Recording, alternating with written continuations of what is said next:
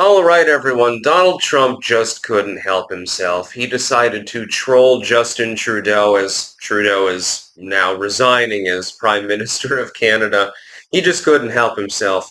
He made a Truth Social post, and I'm going to read part of it verbatim. Link in the description, archived, of course, because it's hilarious.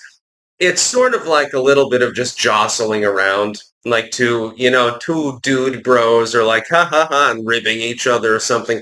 I don't think that there's any actual genuine animus there. In their interactions, I don't get the sense that Trump and Trudeau actually dislike one another at all. And of course, this is all over tariffs. It has nothing to do with actually trying to annex Canada. That's not going to happen. The most convenient thing that Trump has said with regards to all of the territorial disputes that supposedly are going to break out, and the liberals are absolutely livid about it. And the only one that would make sense is PanAm. And of course, that's not going to be an outright annexation. That would be more like, hey, let's sweeten the deal. We expand the canal. We give you a boatload of money, and you let us put a military base in there, and you stop taxing our ships. Something like that. We're not going to annex Canada. I would support it if that were seriously suggested, but it is a tariff-related measure. It's not being seriously suggested. Here's what Trump said. Many people in Canada love being the 51st state. The United States can no longer suffer the massive trade deficits and subsidies that Canada needs to stay afloat. Justin Trudeau knew this and resigned, he wrote on Truth Social. If Canada merged with the U.S., again, I would support it 100%. No problem whatsoever. Canadians are bro-tier. There would be no tariffs. Taxes would go way down, and they would go to be totally secure from the threat of Russian and Chinese ships that are constantly surrounding them. See, liberals, you're siding with the Russians if you don't support this. Together, what a great nation it would be, he added. I mean, it's already a great nation. It's just we need, various improvements. I would support merging the United States and Canada if it were being seriously considered. Of course, it wouldn't be just one contiguous state. It would be probably four or five. Certainly, the Quebecois would immediately riot. It would be very difficult to get them on board with joining the United States. But other than that, I think overall, generally speaking, other than Quebec and Nunavut, you probably wouldn't really have that much pushback. Of course, then that creates, of course, a civic problem, and then you have to address that down the road. But it would be a good idea. Until fairly recently, you didn't need a passport between Canada and the United States. You just show your driver's license at the border. They didn't even generally check the friggin' vehicle. I remember going to Canada. We were going to the Biodome, actually, when I was in school as a kid. This was probably the late 90s or thereabouts. And by the way, the Biodome is pretty great, let me tell you. And the school bus just drives across the border. Driver basically just says, I'm taking them to the Biodome. Eh, uh, that's all right. And then they just wave you in, basically. There's no problem.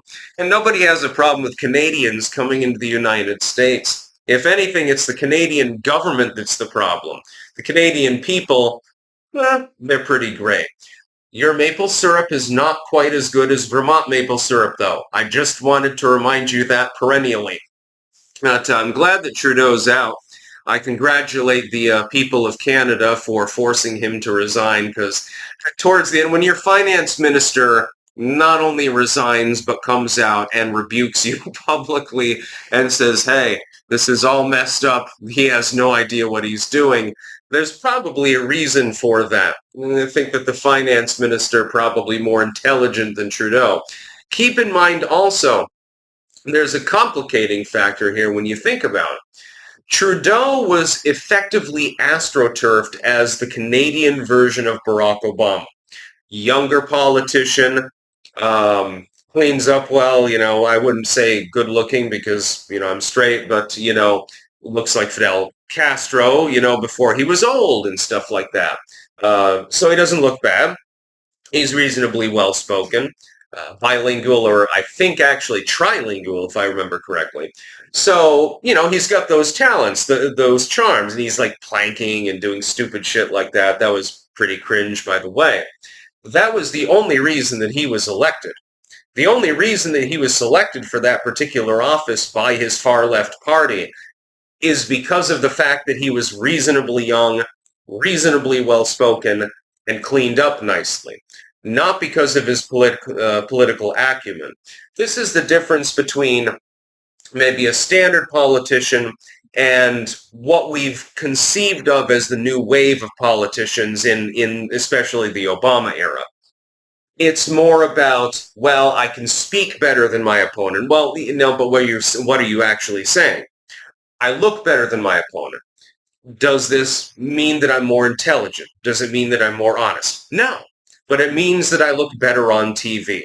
This has been, for a long time, the way of politics. This is changing, by the way. It's changing considerably. Now it's more about, hey, can I out-insult my opponent, I suppose. I would say that Trump is considerably more intelligent than Kamala Harris, so no problems on that.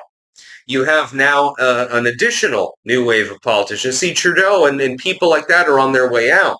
The Trudeaus and Obamas and Bushes of the world, they're getting brushed aside. Now you have a new wave of politicians, people like Trump, Javier Milei, etc., etc. Maloney, I would say, is one of them. Perfect? No, they're definitely flawed, but at the same time, has the same sort of skill set, has the sort of same mindset. It's a different kind of politician that we're now dealing with. Honestly, I like the new kind a lot better than the old kind, because the old kind reigned over like the doldrums, basically. Well, I look good and I speak well. Well, that doesn't make you exciting. It doesn't make you intelligent or honest. It doesn't mean your ideology is any good. Why the fuck should I vote for you? And that's basically the long and short of it. That's about all. Peace out.